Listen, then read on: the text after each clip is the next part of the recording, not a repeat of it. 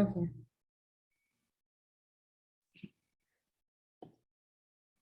Okay, I'm going to say prayers first. Om Jnanatimirandasya Jnananjana Shalakaya Chakshurunmilitam Yena Tasmai Shri Gurave Namaha Shri Chaitanya Manobhishtam Stapitam Yena Bhutale Swayam Rupa Kadamayam Dadati Swapadantikam Vandeham Shri Guru Shri Utapadakamalam Shri Gurun Vaishnavamscha Shri Rupam Sagrajatham Sahagana Raghunatanvitam Tam Sajivam Sadvaitam Savadhutam Parijana Sahitam Krishna Chaitanya Devam Shri Radha Krishna Padan Sahagana Lalita Shri Vishakhanvitamscha He Krishna Karuna Sindhu Dinabandhu Jagatpate Gopesha Gopika Kanta Radha Kanta Namostute Tapta Kanchana Gaurangi Radhe Vrindavaneshwari Vrishabhanu Sute Devi Pranamami Hari Priye Pancha Kalpatarubhyascha Kripa Sindhubhya Evacha Patitanam Pavanebhyo Vaishnavebhyo Namo Namaha Jai Shri Krishna Chaitanya Prabhu Nityananda Shri Advaita Gadadhar Shivasadi Gaura Bhakta Vrinda Hare Krishna Krishna Krishna Hare Hare Hare Rama Rama Rama Hare Hare. Welcome everybody and thank you for joining this session and continuation of our study of Srimad Bhagavatam Canto 1. So we're on chapter 10, which is the chapter titled Departure of Lord Krishna for Dwarka. And today I'll be speaking a little bit about what this chapter is all about. And I pray to all of you that if I make any mistake or if I say anything incorrect, to please forgive me. And I pray at the lotus feet of Sri Chaitanya Mahaprabhu, Srila Prabhupada, and my spiritual master that I'm able to speak something that can benefit all of us today. So a continuation from last week's presentation by Nitya Kishori Mataji, who talked about the passing away of Bhishma Dev from his body. Now we're at a point where Lord Krishna has fulfilled all that he wanted to fulfill in Hastinapur, and now he is on his way to go back to Dwarka. And all the events that happened during that time and how he set off on his journey to Dwarka. So the first part of this chapter talks a lot about Maharaj Yudhishthir. So I'm sure all of you know the history of how we got to this point, but just a small summary just to kind of set the mood for this lecture. So there was the battle of Kurukshetra between the Kauravas led by Duryodhana and then the Pandavas led by Yudhishthir Maharaj. And that whole family feud happened because of Duryodhana wanting to take the throne for himself, even though Yudhishthir Maharaj was the rightful heir to the throne because he was elder. And so that's when the whole battle of Kurukshetra happened, which was under the guidance of Krishna and of Lord Krishna. And he sanctioned for this war to happen so that Yudhishthir Maharaj, who is the righteous and more deserving king, takes the throne. And so in this chapter, there's a description of how Maharaj Yudhishthir becomes the emperor of the world. And how does he become the emperor of the world? Well, like I said, he was the rightful heir to the throne because he was the eldest in the family. And mostly he took the throne because it was his duty to the world. It was his duty to be the emperor of the world as the heir to the throne. And he was under the guidance of authorized personalities like Bhishma Dev and Lord Krishna. And so that is why he was even able to become the emperor of the world, because being the emperor of the entire world is not an easy task. Like you can see within your own families, or within, your own state or your own country, even taking care, or even your work, even managing 5 people at a time is extremely difficult. So imagine becoming the emperor of the entire world. And so he became emperor under the instruction of Lord Krishna. And so why did Krishna want this war to happen in the first place? And why did he want Maharaj Yudhishthira to become the king? Well, that's where the entire Bhagavad Gita comes in, where he explains to Arjuna why this battle needs to happen, and why the and what the reason is behind, this whole battle taking place. And so Krishna's whole motive behind this is that he wants to maintain his creation. If in the material world there is a dominance of there's a dominance of people that are engrossed in their own selfish motives and sense gratification, and if those people rise to power, then the whole world becomes doomed. And even those who are devotees, they have to suffer because of the rule of someone that is unjust. And so for that, Krishna wants his representative to rule the world. And so in that case, that's why he wanted Maharaj Yudhishthir, who is his representative, to become the emperor, and not Duryodhan, who was not a devotee, who was not on the right path. And so why is Yudhishthir Maharaj on the right path, and why is he the perfect example of a king? Well, first of all, he was a devotee of Krishna, and he also took guidance from experts like Bhishma Dev. He did not have any personal motive when he wanted the power of being the emperor. It was not because he wanted to take advantage of the power, the prestige, the wealth, the attention that he would get. It was not for that purpose at all. The sole purpose of him wanting to become the king was to fulfill his duty and to abide by the instructions of Krishna. And so he became a perfect example by listening to his authorities. And time and time in our scriptures, it's always given how we should always take guidance from our seniors. And I've always seen, my own spiritual master, Vaisheshika Maharaj, he being the temple president of ISV, he oftentimes he mentions how he takes guidance from his god brothers whenever he needs to make some decision in the temple. Or even I've heard Gaur Kumar Prabhu talking about how he takes guidance from Chaitanya Charan Prabhu or Radhesham Prabhu, or His Holiness Radhanath Swami Maharaj. So this is a perfect example of how we should always seek guidance of seniors, no matter what position we're at. I mean, Maharaj Yudhishthir becoming emperor of the world, obviously he's a very smart, one of the most intelligent, people at the time, in that age, and he still took guidance from his seniors. So no matter what position you're in, it is always a good idea to seek guidance of your seniors.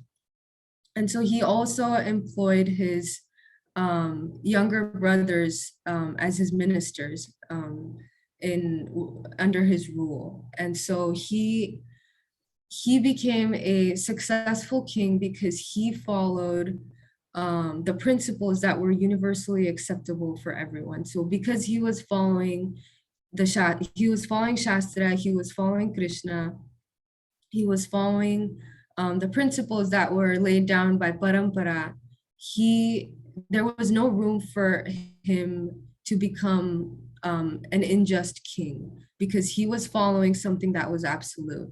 In today's age, because the philosophy that the leaders follow is not absolute, it's not in Parampara, it's not by Shastra. That's why their rule is, the leaders of today are unsuccessful in managing, you know, their state or their realm, because they follow an ideology that is not absolute and is not authorized. And so um, they also, human beings, they being imperfect, they have four, well, we all have four defects, and that is we make mistakes, we are under illusion, we have imperfect senses, and we have the propensity to cheat. And so if leaders don't follow the absolute, then we're prone to being subject to these defects and make mistakes, and that trickles on into the state or the people that we lead. So that's why it's important to follow an infallible authority, and that infallible authority being Krishna. And so Yudhishthir Maharaj, well, in this chapter, Shonak Rishi is asking, you know, what did Yudhishthir Maharaj do after he got the throne? And that's because it's important to know that, you know, Yudhishthir Maharaj, he fought the battle and everything, but in the end, his real test is when he becomes king. So how did he act when he became a king? So after he was given power, that's when he was given the chance to show his perfect example of being a king. And that's what Shonak Rishi is asking about in this chapter. And so why there's also, like, in our history, there's examples of how, you know, previous kings, previous successful kings, they took shelter of spiritual authorities. So in Maharashtra, there was a king named Shivaji Maharaj, and he was a devotee. He was a devotee, and he also used to take guidance from Tukaram Maharaj, who was a saint in Maharashtra as well. And he was a big follower of Lord Vithala, who is a form of Krishna. And Shivaji Maharaj, he used to always be in touch with Tukaram Maharaj. And then one time he went to listen to a lecture by Tukaram Maharaj, and Tukaram Maharaj was talking about, you know, Krishna, and the beautiful form of Krishna, and how we should always be engaged in devotional service. And hearing all of that, Shivaji Maharaj, he didn't want his kingdom. He didn't want to rule anymore. He wanted to give up his entire kingdom and just go to the forest and retire and practice devotional service. And so at that time, Tukaram Maharaj realized that, you know, Shivaji Maharaj is giving up his entire throne, and all the people would be in trouble if he did that. And so at that time, Tukaram Maharaj took Shivaji Maharaj to the side and told him that, and he preached to him the 3rd chapter of Bhagavad Gita, where Krishna talks about how we should perform our duty while performing devotional service. And so then Shivaji Maharaj took that guidance, and then he took back his throne, but then he was always thinking about Krishna. He was always, you know, performing his duty as devotional service and as a service to Krishna. So this is just an example of how kings in the past have who have risen to become very successful kings have taken the guidance of spiritual representatives and spiritual authorities. So in today's day and age, it's hard to find leaders like that, and it's very common to find a lot of ideological differences between the people. And so if leaders are dominated by their own selfish motives, then there's going to be conflict within society. So it's important to understand the impact of a king or a political leader that can have on a state. So a king being a leader, all the people that follow the king will act in a way that the king acts. So if the leader is imperfect, the people will be imperfect.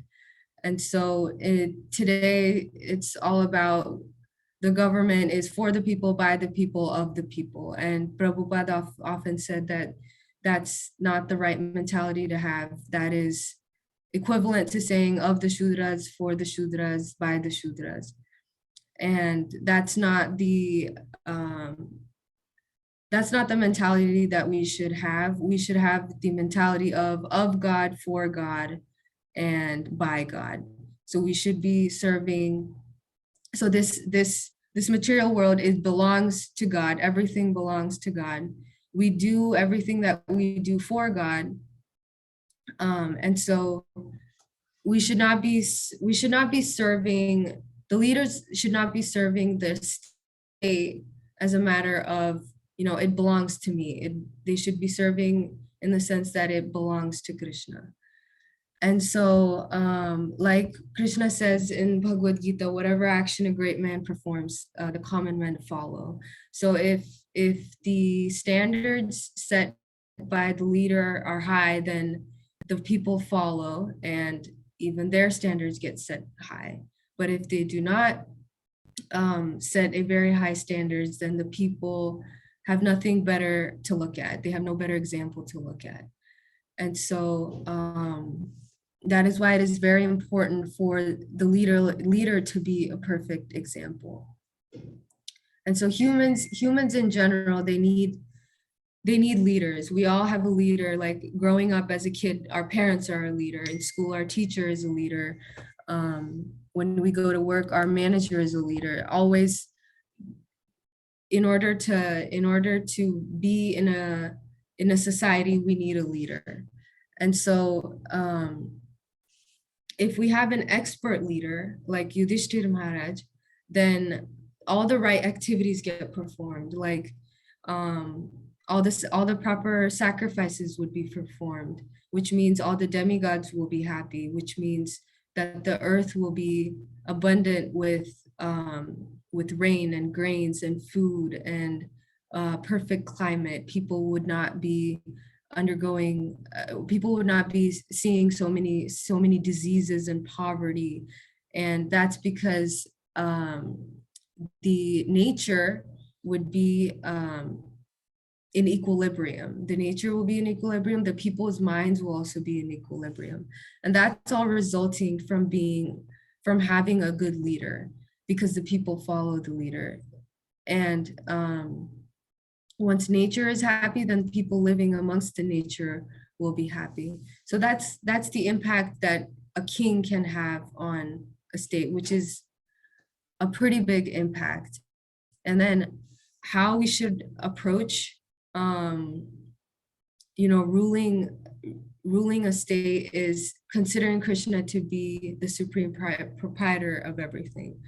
So Prabhupada gives a very nice example of this, where if you go to a public park, you go and you utilize all the amenities in the park. Like you can appreciate the greenery, you can appreciate the flowers, you can appreciate the fresh air, but you're not allowed to take anything from the park. If you start picking flowers or you start destroying the land in the park, then you'll get in trouble. So similarly, the material world is meant for our utilization for our own spiritual advancement, and it's not for us to take for ourselves, to destroy, to utilize in the wrong way, to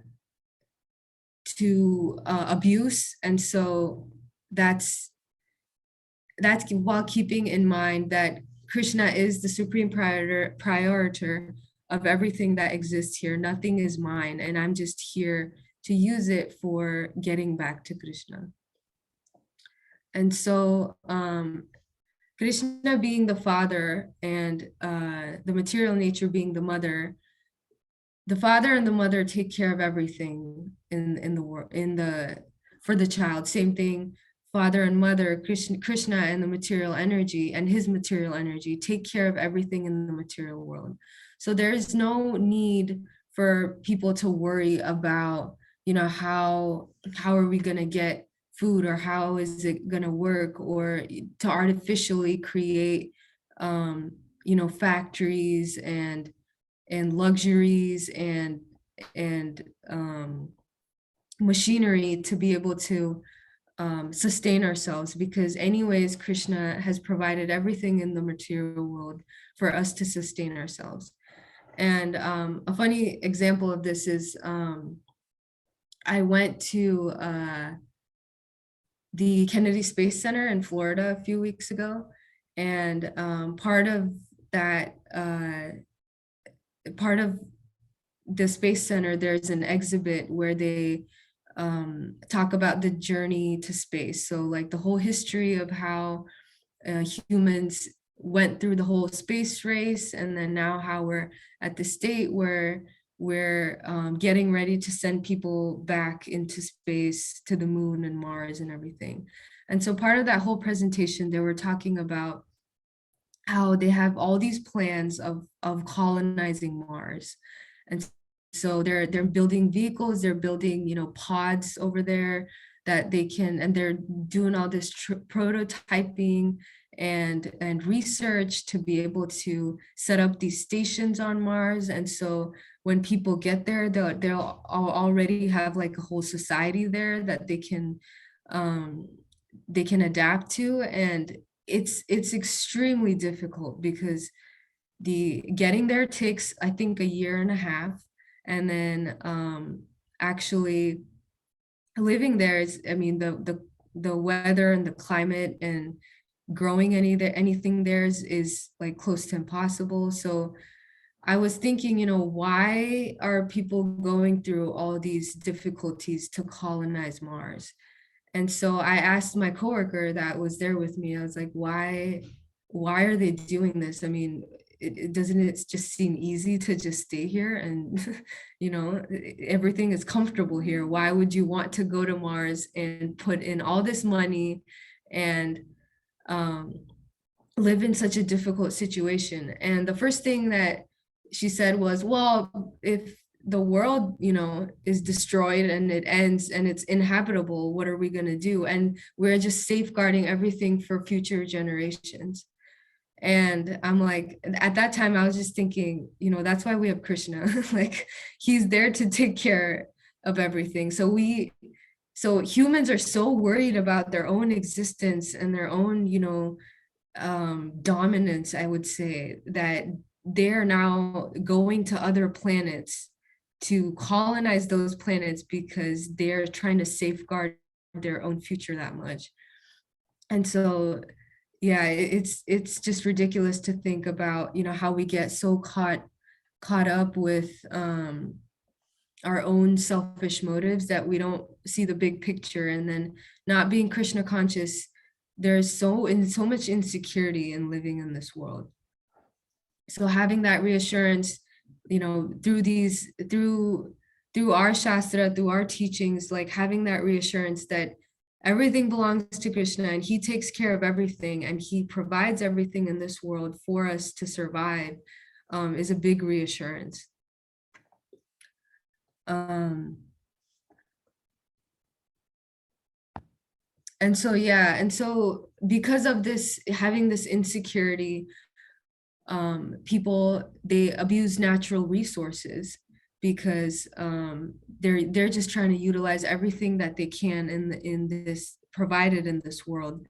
And this leads to competition between people and nations, and now all of a sudden there's wars and diseases, and because they're exploiting natural resources, there's extreme weather.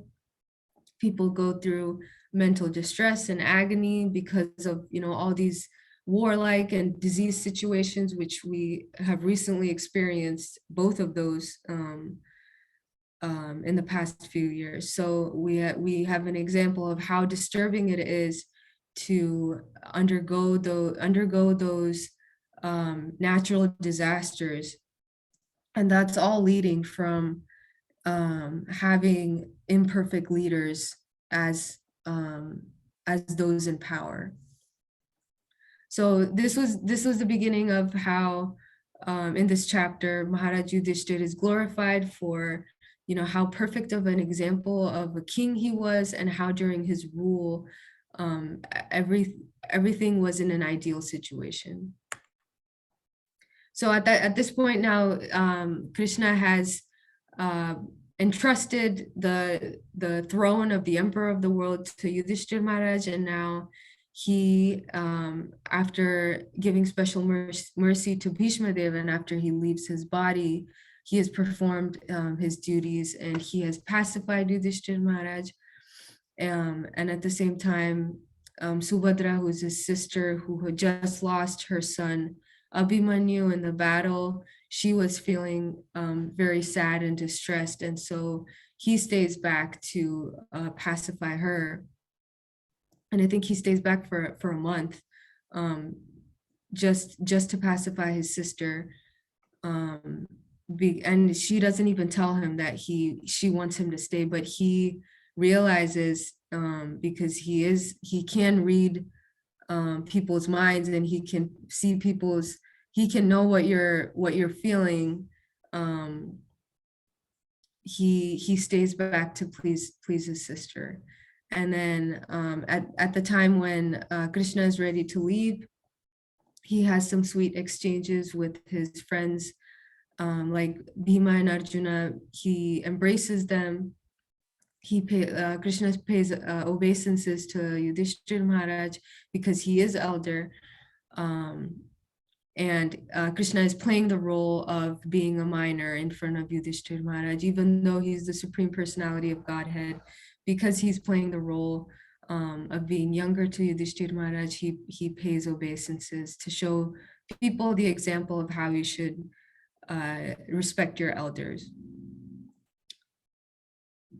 And so when Lord Krishna is about to leave, he's getting on his chariot to leave, and all the people assembled there are feeling a lot of separation. It's impending separation, because Krishna has been living with all of them for a very long time.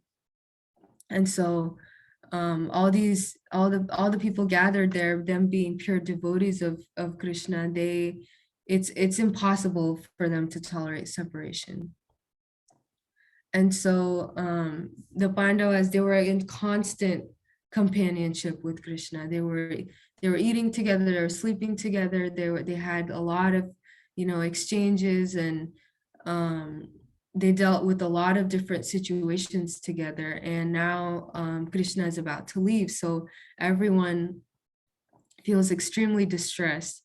And so the separation from Krishna,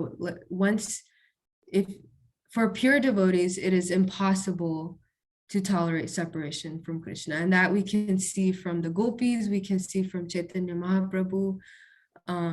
They are examples of how they went crazy when they were in separation from Krishna. And to feel separation from Krishna, you have to feel love. And so how do we feel love? To love Krishna, you need, in Radhesham Prabhu's lecture, he says, you need interest, you need respect, and you need faith. So in order to love Krishna, these are the three things that you need. You need to have an interest in knowing about Krishna. You need to respect Krishna, and you need to have faith that Krishna is the Supreme Personality of Godhead. And so there's a path given in our Shastras about how we get to that stage of, this intolerable separation. And that all starts with us doing our sadhana bhakti. So in Nectar of Instruction, there's a verse that says, Tannam rupa charitadi sukirtananu smrityo kramena rasana manasi niyojya tishtan vrajeta danuragi jananugami kalam naye dakhilam ityupadesha saram. So in this verse, it is said that one should constantly, 24 hours a day, be always engaged in hearing about Krishna, and conversing about Krishna. We should be engaging our minds and our tongues in accepting Krishna's prasadam, and also thinking of his pastimes, his qualities, his form. And we should always be associating with devotees, and always be in touch with devotees, and try to reside in a dham like Vrindavan or Mathura. And so this is the path that one takes to be able to get to the stage, to feel that love, to get to that prema stage with Krishna. And then even in Bhakti Rasamrita Sindhu, it's given how the first step to our spiritual path is to have faith. It's Adau Shraddha Tatha Sadhu. So first you start with faith, and then you start associating with devotees, then you accept a spiritual master, and you fall and you perform devotional service under the instructions of your spiritual master. Then you start feeling then once you rise in your devotional service, then you start to get immersed and enter into a samadhi stage where you become completely absorbed in the thoughts of Krishna. And so this is the state that the devotees that are around Krishna are in, where they are completely absorbed in the thoughts of Krishna, and now being separated from him is extremely impossible for them to tolerate. And so example of this also given, again, Tukaram Maharaj, who was a saint in Maharashtra. So every year in Maharashtra, there's a procession called the Palki, and it goes from near Pune to Pandharpur, and Pandharpur is where Lord Vittala resides. And so there's a huge group of people that walk. I don't know how many kilometers, but it's over a few weeks, I think 3 to 4 months. They walk all the way from Pune to Pandharpur. And so every year Tukaram Maharaj used to go on this palki, on this pilgrimage to Pandharpur. And then one year he was sick, so he wasn't able to go.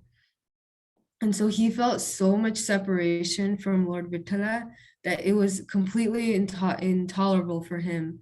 And he was praying and crying, and he left, even though he was sick, he left his home, and then he stood in the middle of the street calling to Lord Vittala, like, why did you not let me come? And I'm feeling so much separation from you, and all I want to do is be there with you. And he stood there for days and days and days.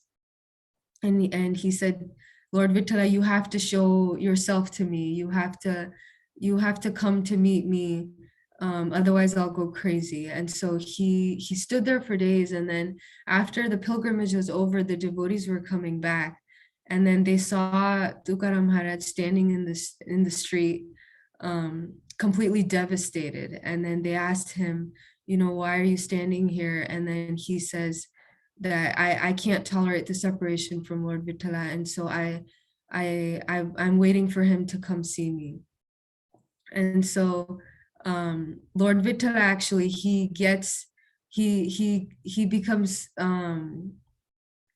he's so touched by Tukaram Maharaj's calling out to him that he actually comes there and he meets and embraces Tukaram Maharaj, and Tukaram Maharaj glorifies him, and that's how he gets like live darshan of Lord Vittala during this time. And so what we can learn from this is, it doesn't mean that we should behave like Chaitanya Mahaprabhu, or we should behave like the gopis, or we should behave like Tukaram Maharaj and act like we're going crazy in separation. It's not about the actions that they necessarily perform, but it's about their mood. So first we should try to understand their mood, how they're feeling so much separation. And then once we understand their mood, then we would be able to understand their activities of, the gopis, leaving their home and feeling so much separation, or Chaitanya Mahaprabhu, banging his head against the wall in separation. These kind of activities we won't be able to understand until we actually understand their mood. And so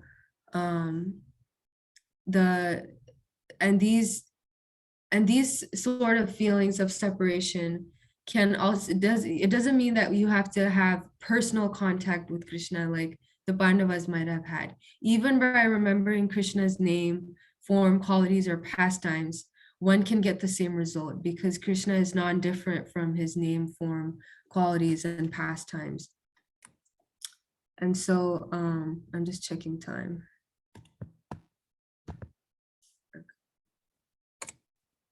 And so now Krishna is on his way to depart from Hastinapur. At this point, the devotees there, their hearts are melting. They're not blinking because they don't want to blink, because even during the time of their blink, they will miss seeing Krishna for that long.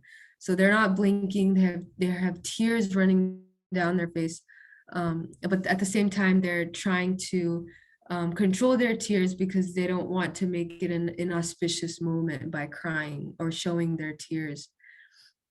Various drums are being sounded. There's a showering of a lot of flowers, and Arjuna is holding an umbrella. Uddhava and Satyaki are fanning the Lord.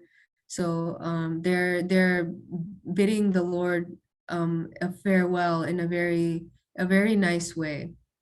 And at this point, there's benedictions that are being given to Krishna too. And so he doesn't need any benedictions because he's the Supreme Personality of Godhead, but again, because he is playing the role of being a human, he accepts all those benedictions just to set the right example. And so in this scene also, there's all the ladies of Hastinapur who are not right at not close to where Krishna is, but they're standing above, watching everything happen below them. And as they're watching Krishna leave, they're also talking about Krishna and glorifying him. So it's said that these talks of the ladies of Hastinapur are more attractive than the Vedas. And that's because they are a direct glorification of Krishna, while the Vedas are an indirect glorification. And so they are directly speaking about Krishna. And in the Vedas, sometimes it can get a little bit dry because in the Vedas, they talk a lot about the material world and the souls and how they are under the modes of under the three modes of material nature, and then the qualities of the material world, and the Lord, the Krishna being the supreme proprietor of everything. And so all of this is as true as it is for Krishna. For hearing that is not as attractive as hearing these talks of the ladies where they're talking directly about his qualities. And so that's why these talks that these ladies have are more attractive than the Vedas. And so part of what they're talking about is how Krishna existed before the universe, and how all the beings merge into him after the annihilation of the universe. So there's two annihilations. There's one at the end of Brahma's day, and then there's one at the end of Brahma's life.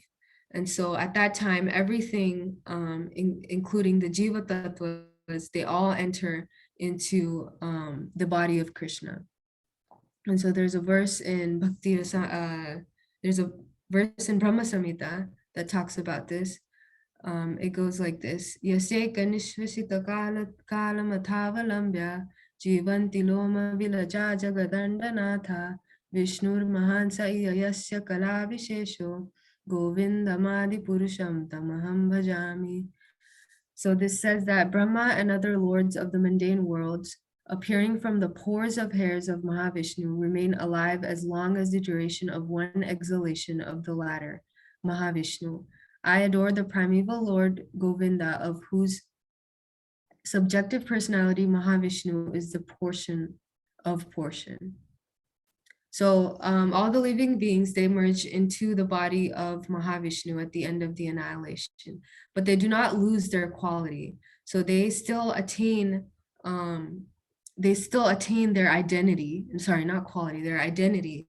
And that's not lost, even though the living being might merge back into the body of Mahavishnu.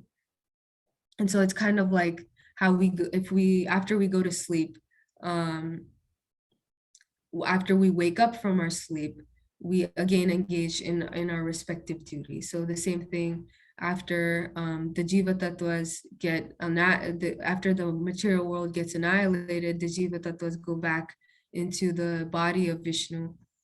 Once the creation is formed again after a new day of Brahma or new life of Brahma is there, the living beings go back to where they were and continue on their own respective paths.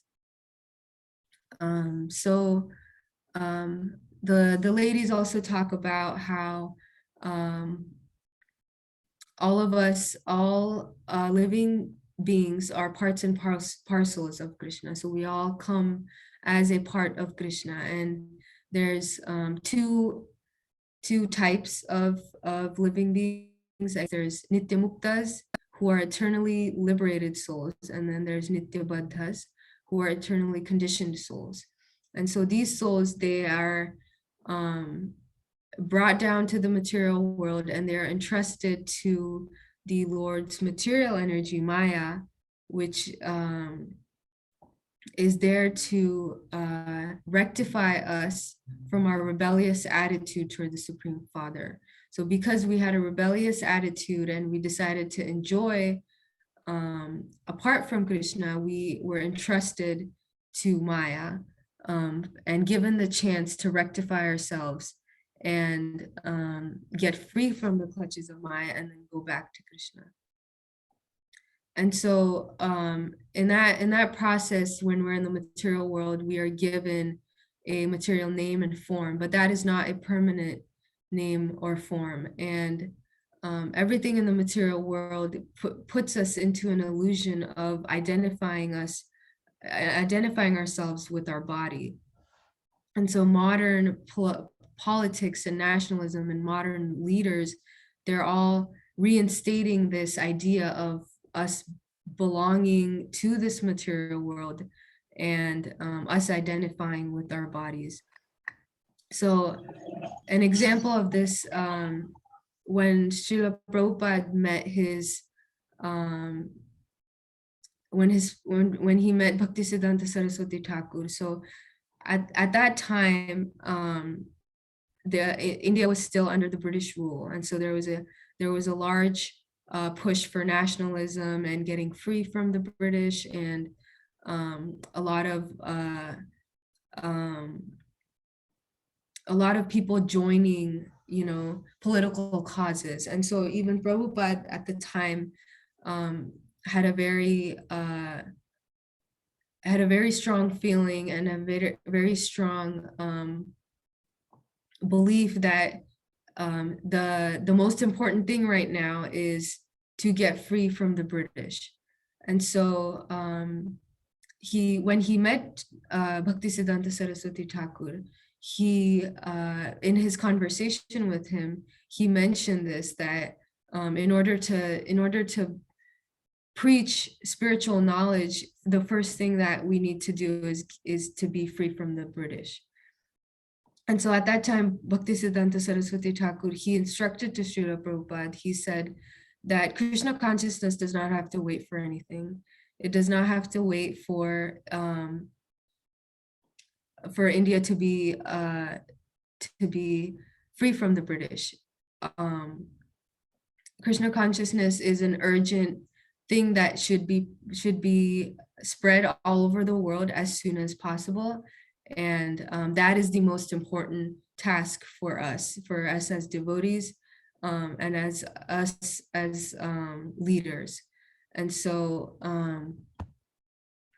this is the instruction that Bhaktisiddhanta Saraswati Thakur gave to Prabhupada. And so after that, there was a change in Prabhupada, and he realized, and he accepted, and he took it to his heart that the most important thing for people to do is to preach Krishna consciousness and not identify themselves with this nationalism or political parties, or wait for any material change in the world to happen. And so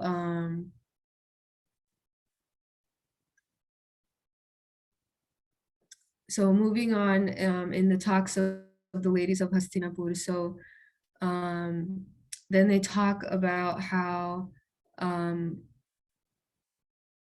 the form of Krishna is realized to people who are cleansed of their material consciousness, and that happens through devotional service, and that happens to controlling the senses.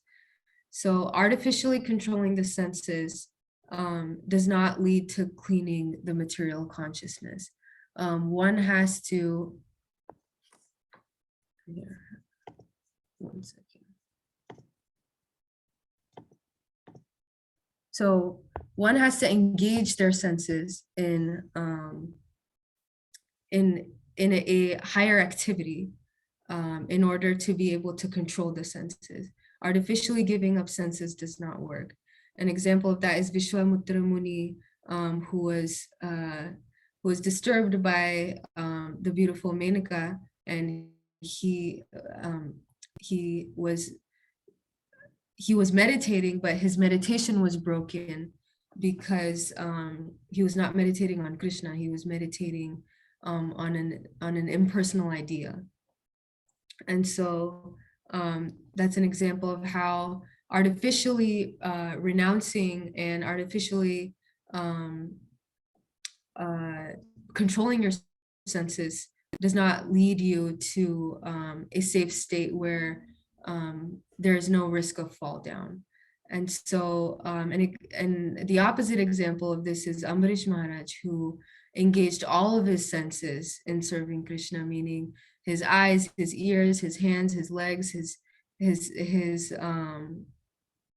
mind, everything he engaged in serving Krishna. And so he became a pure devotee of the Lord. And so in one thing that I heard in one of the lectures was, you cannot escape Maya and Krishna at the same time. You can escape, if you're trying to escape Maya and go into this impersonal idea, then that means you're trying to escape Krishna. But that actually doesn't mean that you have escaped Maya at all. If you are escaping Krishna, that means you are in Maya. And so you cannot escape both Krishna and Maya. And I thought that was a very profound statement. And so the goal of this is to engage every activity that we do in the service of Krishna. And once we do that, all our activities become purified, because anything done as a service is freed from material nature, and it becomes a pure thing. And so after we perform, after we engage ourselves in devotional service, then the factual knowledge about Krishna is revealed into our hearts. And so moving on in the talks, they talk about how the confidential pastimes are described in the confidential sections of the Vedas. And so that's Srimad Bhagavatam, which has a lot of confidential pastimes of the Lord described. And then the ladies also talk about how the Lord descends to the material world to show mercy to the faithful, and to annihilate the people that are not on his path. And so he comes down to exhibit his superhuman acts, and so that's seen through all his pastimes and all his leelas that he performs, and he does those to show his supremacy, and at the same time um, to have personal association with his devotees, and also at the same time get um, to get rid of the demons and the miscreants who are not on his path.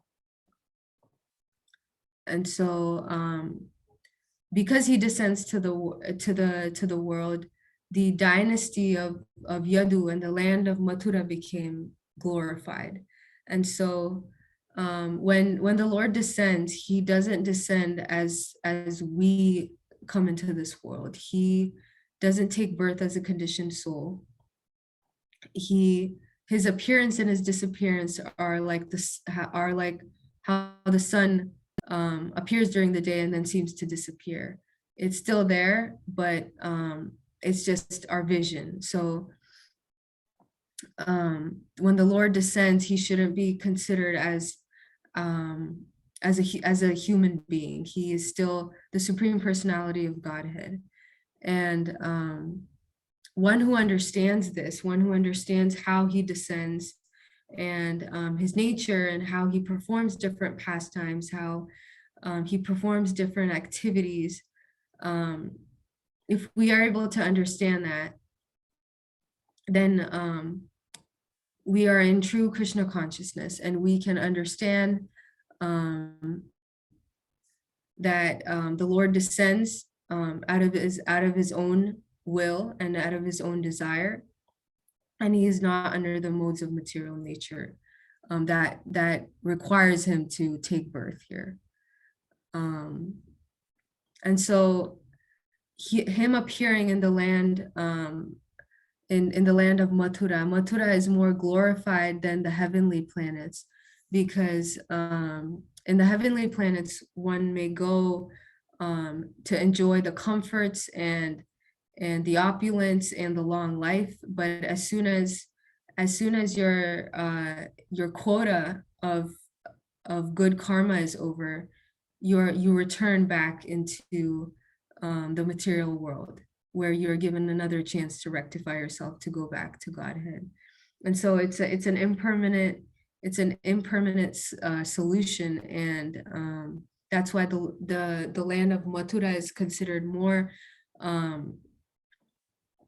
auspicious, because that's where Krishna actually performed his pastimes. And so coming into touch with Mathura is more is better than going to the heavenly planets, because being in contact with a dham, residing in a dham, purifies us, and being in touch with the dham is like being in touch with Krishna.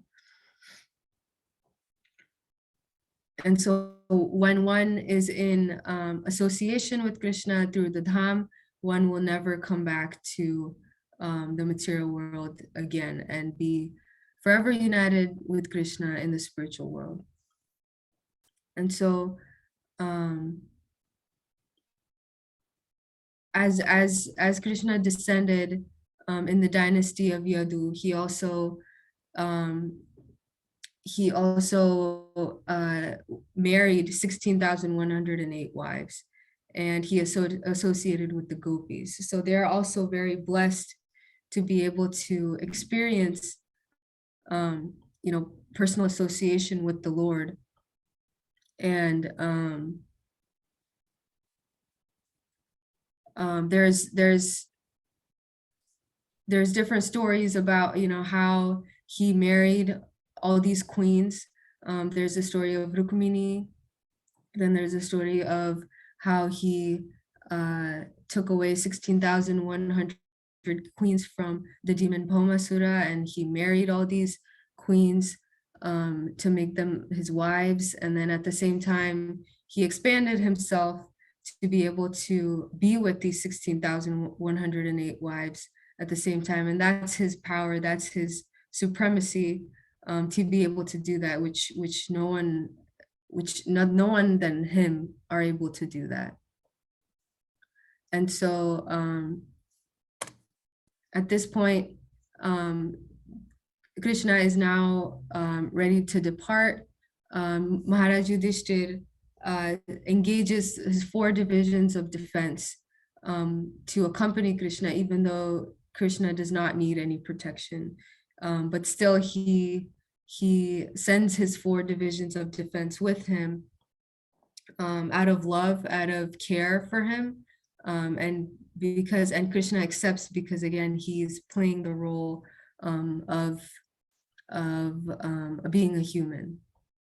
And so Krishna, this is a map of how Krishna traveled from Hastinapur to Mathura. So you can see Hastinapur here, and then there's given a description of how he traveled through different regions. And these regions are not how the map looks like today, but he traveled from Panchal, and then he went to Surasena, and then he went to Matsya, and then Saraswat, which I don't see on here, and then the Sovira and Abhira provinces, and then he reached Dwarka. And so that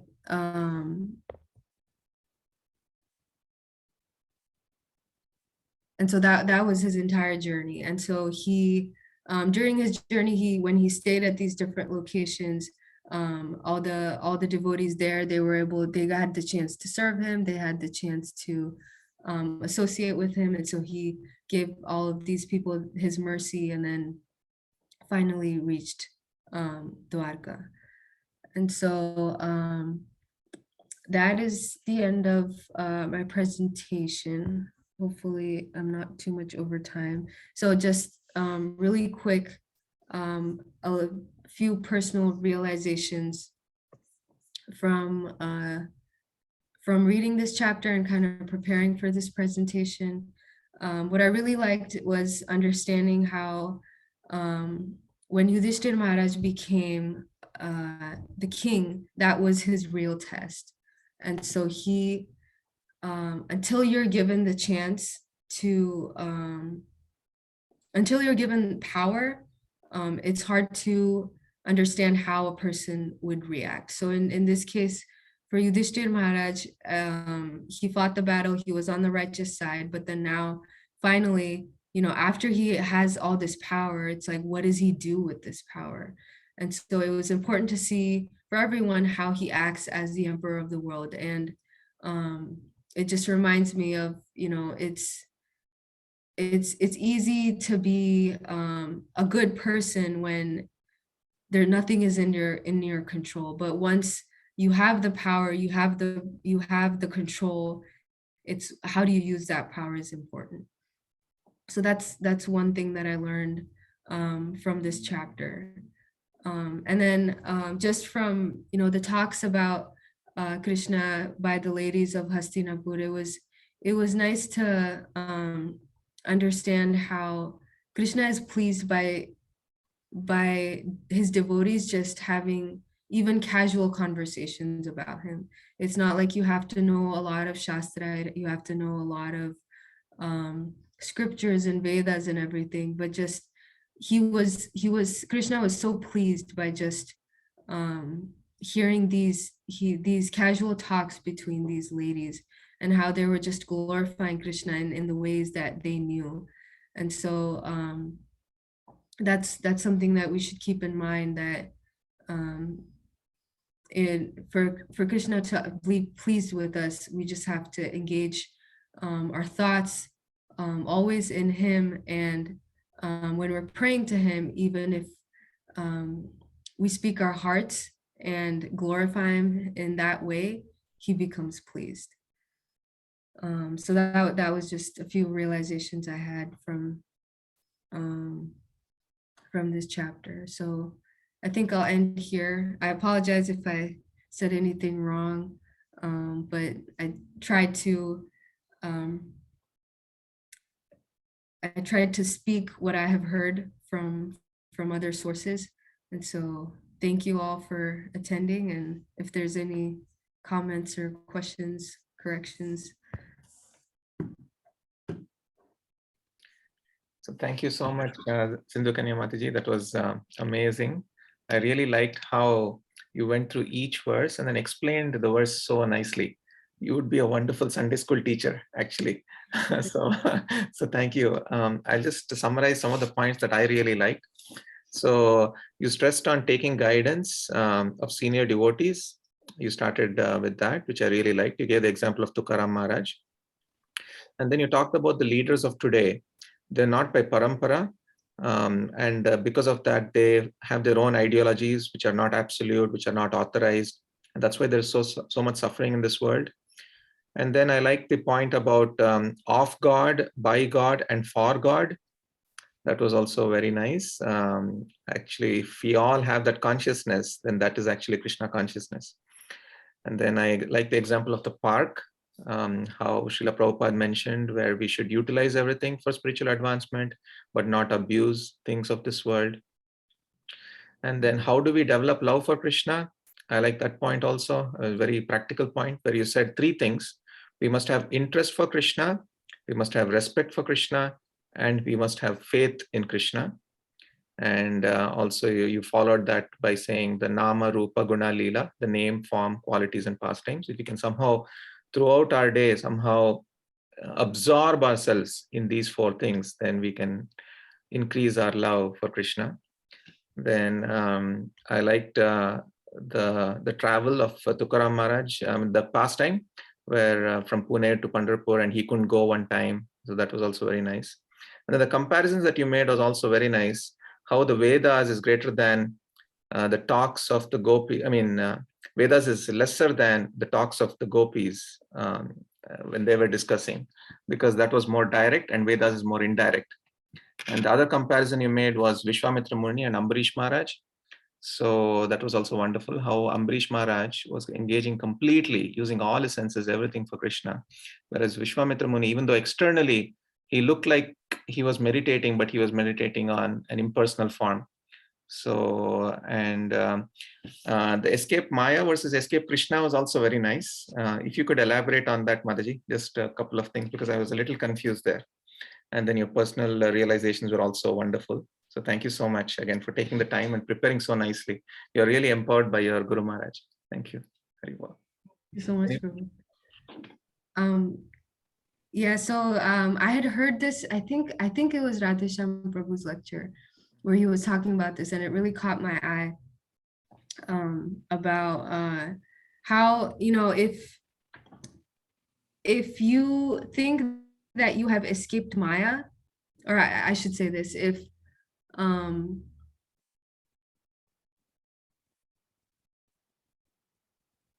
you have escaped, if you think you have escaped Maya, let's see, okay, now I'm getting myself confused. That's okay. You can maybe send us the lecture or something. Okay. That'll be.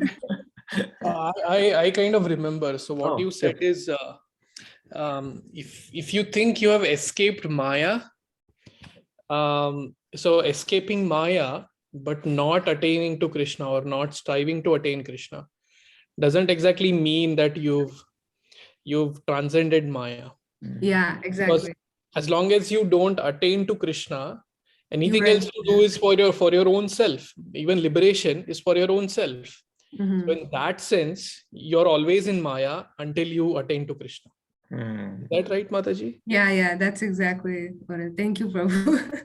And escaping Krishna, you're in Maya, right, Prabhu? That other part is pretty straightforward. Yeah, escaping Krishna, you're in Maya, of course. Okay. Because, yeah. So basically, if you're not attached to Krishna, then you are in Maya. That's basically. Yes. Yeah. Because these Mayavadis say, we are not sentimentalists, we are not attached to Krishna. We are just attached to that Brahman and that oneness, and which is devoid of all the material miseries. So in that sense, they think that they have transcended Maya. But because they are disattached, like they are not attached to Krishna, they are actually in Maya. They have not transcended Maya, like that. Yes. Wonderful. Anyone else? Any thoughts? Tom? Yeah, I'll share. I mean, thank you, Mataji. Very nice class. Gaur Kumar Prabhu shared all the points very nicely, succinctly you made. And one thing, of course, I second Gaur Kumar Prabhu on all those points that he shared and that you shared mainly. And then one thing that I also liked is you spoke about these ecstasies that these great devotees go through, and how we should not try to imitate those ecstasies, but try to follow in their footsteps. So that is something that I feel is nice. Long ago, Suhotra Maharaj had written an article series on Apasampradayas of Gaudiya Vaishnavism, like these Aula, Baula, Saki Vekis, and so many other things. So they saw this ecstasy of Mahaprabhu, and then they made a philosophy which focuses on that ecstasy but not on the philosophy. And these Sahajiyas, actually they are called as Sahajiyas, you might have heard the term. And they also whoever in the Gaudiya Parampara is focused on scholarship is criticized by these Sahajiyas, that oh, Mahaprabhu was in ecstasy always, why are you focusing so much on philosophy? But it's not like that, right? Philosophy and this thing go hand in hand. Philosophy and bliss in Krishna consciousness go hand in hand. They are not divorced from each other in a way. So yeah, that is something that we should know, that dancing in a certain way, all those things, they are not really yeah, basically we should not try to imitate.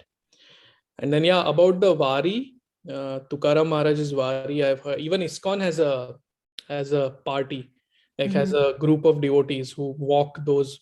It's a 155-mile path, 250 kilometers from Pune to Pandharpur. So they walk. It takes almost 21 days or something, and I think they make it there on the day of Ashadi Ekadashi. Correct? Yeah, it's a really nice. And I have had brahmachari friends. So one of my friends who was a brahmachari, in their brahmachari training, a part of the training was this palki, was to go from Pune to Pandharpur walking. And then he was sharing with me some really mystical pastimes of these very, very genuine devotees of Vitthal and followers of Tukaram Maharaj, who displayed like utmost devotion for him, and not like cheap imitation devotion, but like real genuine devotion. So it is really amazing. And yeah, I've personally been to Pandharpur as well. I have had the fortune of taking darshan of Vittal Rukmini. So yeah, it's amazing. Yeah, one thing I like about you and Vinay Prabhu is you take me back to Maharashtra. You take me back to those days when I was closely, I was seeing the culture. So thank you so much. Yeah, there's a book that I recently read about Tukaram Maharaj. I think it's called Lives and Teachings of Tukaram. Vrindavan Prabhu wrote it. Yeah. So all these examples, like they're fresh in my mind because I just finished reading this book. Wonderful book. So it's a very nice book. Yeah. Can you, Thank you for your comments. Can you send us the link for the book, Mataji, later on the group? Yeah. I actually got it in Pune. I see. Someone gifted it to me, but I'll try to find it online. Okay. Yeah. Lekha Mataji, please go ahead. Hare Krishna, Sindhu Kanya. Very nice lecture, very well spaced. Definitely very like deep, and a lot of realizations and a lot of practical examples. So I found it like very relevant and something that I can grasp almost on like a day-to-day basis. My takeaway points are also very similar to what Gaurkuma Prabhu and Jitendra Prabhu shared. Like how like a constitution should be run by leaders who conduct themselves under the pretense of the God, by the God, and for the God. And and you know, I feel like we can even see that in our like daily examples. Like we all work, and whomever our team managers or like seniors, like when we look up to them, how they, even if our projects are like, you know, not going well, but the way they conduct themselves and the consciousness in which they conduct themselves, that impacts the rest of the team. So it's kind of like hierarchical, like how like leaders of the nation should be very serious about it. And I really like how you brought in Tukaram Maharaj and Shivaji Maharaj past tense as well, because you know, it's like all of us are at like different positions, and Tukaram Maharaj advises Shivaji Maharaj that we should, in whichever position we are, we should like exhibit our duty under the under the will of Krishna. So that was something that I found very relevant.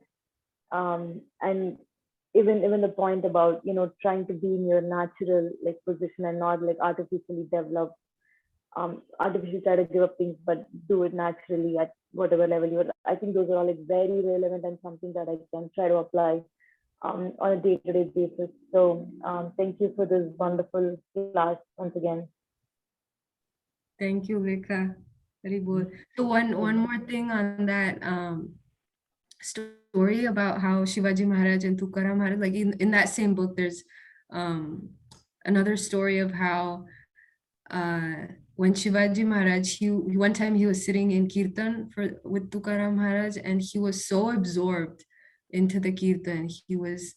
He didn't realize anything that was going on around him. He forgot everything. He's completely absorbed in the Kirtan. And actually the Mughals, they came and they surrounded the entire fort of Shivaji Maharaj. And so they were ready to attack, you know, everything and destroy everything. And Shivaji Maharaj is completely entranced, has no idea what's going on. And Tukaram Maharaj, like, you know, through his mystic powers, he's able to understand that his Shivaji Maharaj's entire fort is being besieged by Mughals. And so he prays to Tukaram Maharaj, and he says, you know, that please protect Shivaji Maharaj, please protect, you know, all of us. And so what happens at that time, all of Shivaji Maharaj's soldiers, they come out to fight the Mughals, and they all look like Shivaji Maharaj. And so all of them take the form of Shivaji Maharaj. And then all the Mughals, they see that there's like hundreds of Shivaji Maharajas, and then they get scared and then they run away. Wow. So this is like a nice, I guess there's like two things to learn from like the first story I told and then this story. It's like, yeah, Shivaji Maharaj, you know, he had his duty to perform as the king, but because he was a devotee of the Lord, I mean, Krishna was helping him fulfill his duty as well. By, you know, because he was a devotee and because he was so immersed into worshiping Lord Vittala, he was protected by him. Right, beautiful story. Actually, I have one more question. So you had mentioned about Nitya Baddhas who are like eternally conditioned. Yeah. So does it mean that they are like Jivatmas who will never go back to Godhead? No. So eternally conditioned, I think it means that as long as we're in, as long as we're under the three modes of material nature and we are accumulating karma, we are going to be eternally conditioned. But as soon as we get free from the clutches of Maya and we start, we stop accumulating karma by engaging all of our acts in service of Krishna, then we can be liberated, I think. But Okay. yeah. Thank you. Krishnan Prabhu, please go ahead. Hare Krishna Mataji, this was such a wonderful class. I wrote down all the points, which are the same points that Gaur Kumar Prabhu and Jitendra Prabhu mentioned. So I loved the glorification of Yudhishthira Maharaj, and you know, towards the end, you nicely capped it off by saying that Yudhishthira Maharaj had finally become the king, and that was a real test, and that is that is such a good point, because we are all, we all love to, at least I do, we all love to complain about how things should be, and how, how everything else, is not correct. But if we are in the position, what would we do? And so it's that's a really good, that was a really good point, because we have to be mindful of that. And then I love this point about how to love Krishna. You need interest, respect, and faith. Your point about the space, about inhabiting Mars, that also resonated with me. We don't spend time taking care of our home, and we're trying to build a brand new home elsewhere.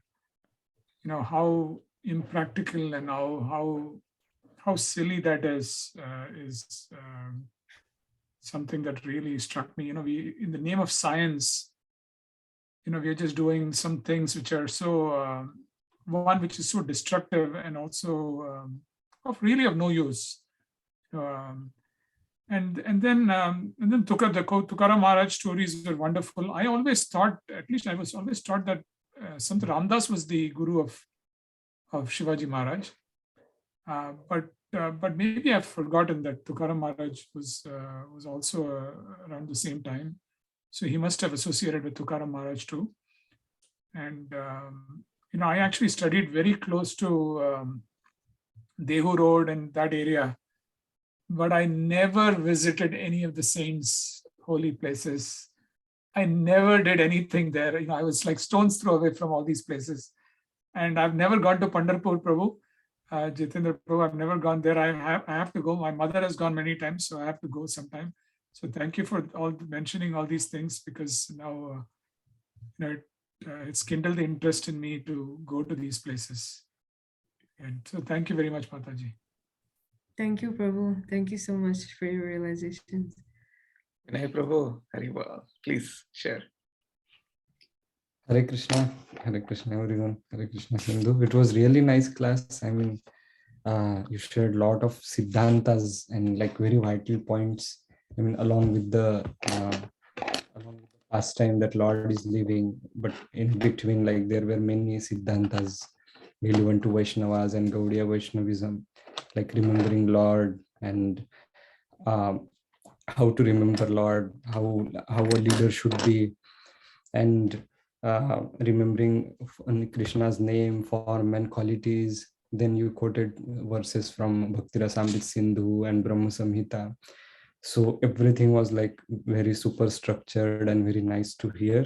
And like a few points like that strike me were like already discussed by Krishnan Prabhu and Gaur Kumar Prabhu, that going to Mars and settling there, that's the desire. It's so absurd. It doesn't make any sense. Prabhupada mentions in many of his lectures that it's not, our bodies are not meant for that, but still we are like striving hard for that. Billions and billions of dollars are spent on those research activities and prototyping. So because of lack of spiritual consciousness, and then this, you cannot escape Maya and Krishna at the same time. I took it as like, I mean that Krishna Surya Sam Maya hai andhakar.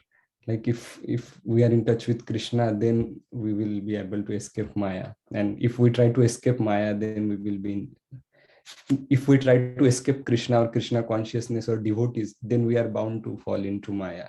That's how I understood it. Yeah, so every point I like very much. And the Tukaram Maharaj's pastime, it's very like, these are very sweet and famous pastimes. Varkaris sing them when on the road to Pandharpur, they sing them and they dance on them. And then they wait in long lines for 2 days in Pandharpur. They will be waiting for the darshan of Vithala. So I mean, I was reading it somewhere that this waiting in line, generally I had consciousness that I want to skip line, I want to just go directly for darshana. But this waiting is line is such a purifying activity. You are like standing there in anticipation of Krishna, that okay, I will get darshana. Each and every moment is like purifying to the heart. So I mean, I was reading in that article that it's recommended that you go and wait in the line, like don't go through the VIP lane or something, because that each and every moment is as precious as the moment of darshan. And the after Shivaji Maharaj incidents, like Shivaji Maharaj was so much like inspired, as Sindhu told, from Tukaram Maharaj, that he wanted to become sannyasi. He just realized that okay, all this swarajya and this running a state, it's not, I mean, ultimately it's not the truth. So Tukaram Maharaj, like what exactly Srila Prabhupada has taught us, same verses he told him, like that. It comes that it says like that, कंठी मिरवा तुळशी व्रत करा एकादशी म्हणवा विठ्ठलाचे दास हेच आम्हा money us. Tukaram Maharaj said that Shivaji Maharaj, you don't have to become sannyasi, just wear a tulsi mala and follow Ekadashi Vrata and call yourself servant of Lord Vithala. That's what I want. It's far better than being a sannyasi or leaving everything. So many pastimes. Thank you so much for sharing Tukaram Maharaj pastimes and making everyone think about him. And Prabhu Krishna Prabhu, the Tukaram Maharaj and Samarth Ramdas Swami and Shivaji Maharaj, they are all contemporary. And Shivaji Maharaj was staunch follower of both of them. That's what I have read from him. Yeah, they both were like spiritual masters to him. So he will be taking instructions from both of them. Yeah. Got it. I think, but in the mainstream public thing, Tukaram Maharaj's connection with Shivaji is not so much publicized as Ramdas. Yeah. I agree with that. Could be the impersonalistic inclination of those saints that time, that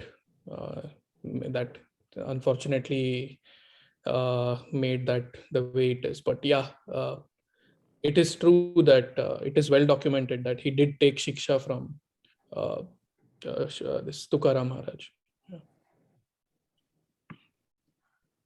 Okay.